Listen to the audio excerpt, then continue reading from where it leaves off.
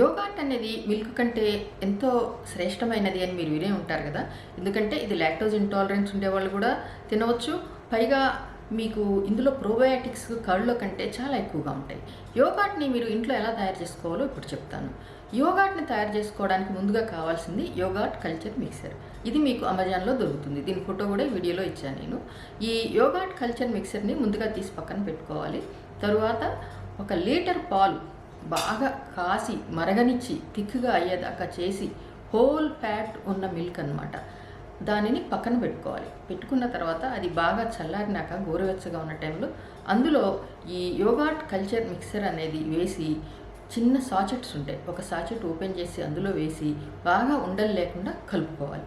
కలుపుకున్న తర్వాత దాని మీద మూత పెట్టి దాన్ని ఒక ఎయిర్ టైట్ ఉండే అల్మారాలో కానీ, ఓవెన్లో అయితే చిన్న లైట్ వేసుకుని ఓవెన్లో కానీ 6 నుంచి 12 గంటలు కానీ మీరు ఉంచినట్లయితే మీకు యోగాట్ అనేది తయారవుతుంది. తర్వాత యోగాట్ని తీసి మీరు ఫ్రిడ్జ్లో ఒక 4 గంటలు ఉంచుకుని వాడుకోవచ్చు. ఈ యోగాట్ మళ్ళీ తయారు చేసుకోవాలంటే ఈ హోమ్ మేడ్ యోగాట్ ఉంది కదా, మీరు ఇంతకుముందు చేసుకుంది, దాంట్లో నుంచి 1 చెంచా 2 చెంచాలు తీసి మళ్ళీ ఇలాగే పాలు కాసి తోడుపెట్టి అందులో వేసి మళ్ళీ చేసుకోవచ్చు.